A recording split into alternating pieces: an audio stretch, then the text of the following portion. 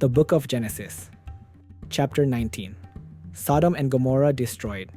The two angels arrived at Sodom in the evening, and Lot was sitting in the gateway of the city. When he saw them, he got up to meet them and bowed down with his face to the ground. "My lords," he said, "please turn aside to your servant's house. You can wash your feet and spend the night, and then go on your way early in the morning." "No," they answered, "we will spend the night in the square." But he insisted so strongly that they did go with him and entered his house. He prepared a meal for them, baking bread without yeast, and they ate. Before they had gone to bed, all the men from every part of the city of Sodom, both young and old, surrounded the house.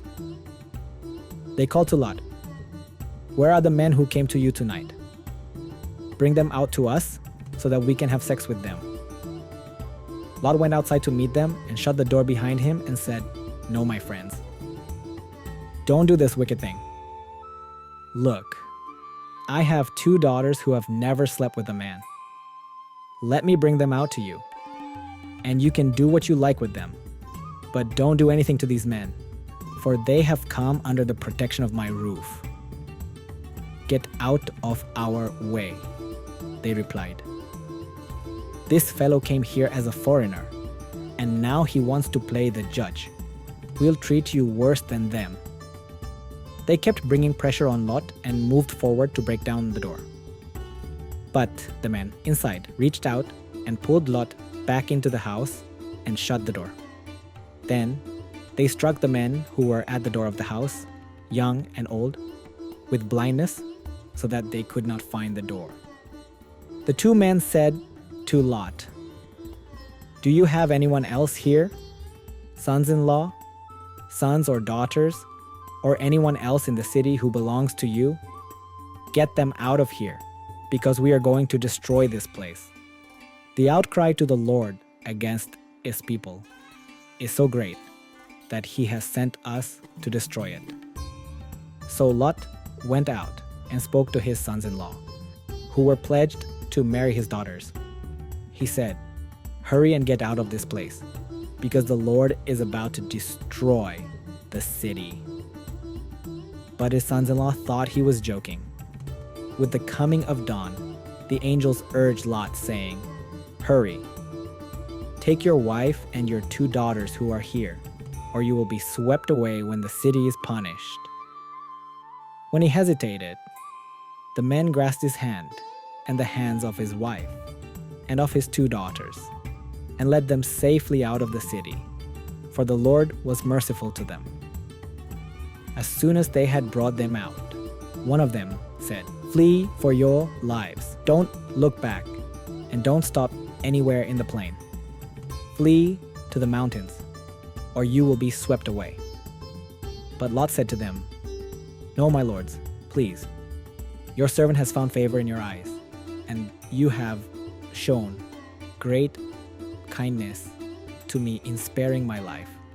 But I can't flee to the mountains. This disaster will overtake me, and I'll die. Look, here is a town near enough to run to, and it is small. Let me flee to it. It's very small, isn't it? Then my life will be spared." He said to him, "Very well, I will grant this request too. I will not overthrow the town you speak of, but flee there quickly, because I cannot do anything until you reach it." That is why the town was called Zoar. By the time Lot reached Zoar, the sun had risen over the land. Then the Lord rained down burning sulfur on Sodom and Gomorrah, from the Lord out of the heavens. Thus he overthrew those cities and the entire plain, destroying all those living in the cities, and also the vegetation in the land. But Lot's wife looked back, and she became a pillar of salt. Early the next morning, Abraham got up and returned to the place where he had stood before the Lord. He looked down toward Sodom and Gomorrah, toward all the land of the plain, and he saw dense smoke rising from the land, like smoke from a furnace. So when God destroyed the cities of the plain, he remembered Abraham and he brought Lot out of the catastrophe that overthrew the cities where Lot had lived. Lot and his daughters. Lot and his 2 daughters left Zoar and settled in the mountains, for he was afraid to stay in Zoar. He and his 2 daughters lived in a cave. One day the older daughter said to the younger, "Our father is old, and there is no man around here to give us children, as is the custom all over the earth. Let's get our father to drink wine and then sleep with him and preserve our family line through our father." That night they got their father to drink wine, and the older daughter went in and slept with him. He was not aware of it when she lay down or when she got up.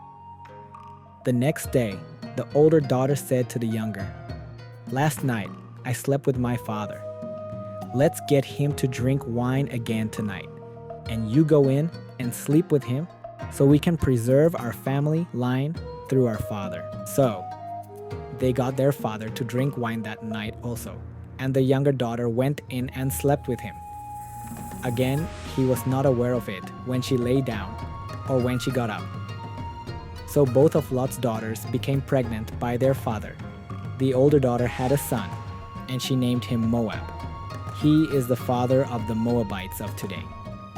The younger daughter also had a son, and she named him Ben-Ami. He is the father of the Ammonites of today.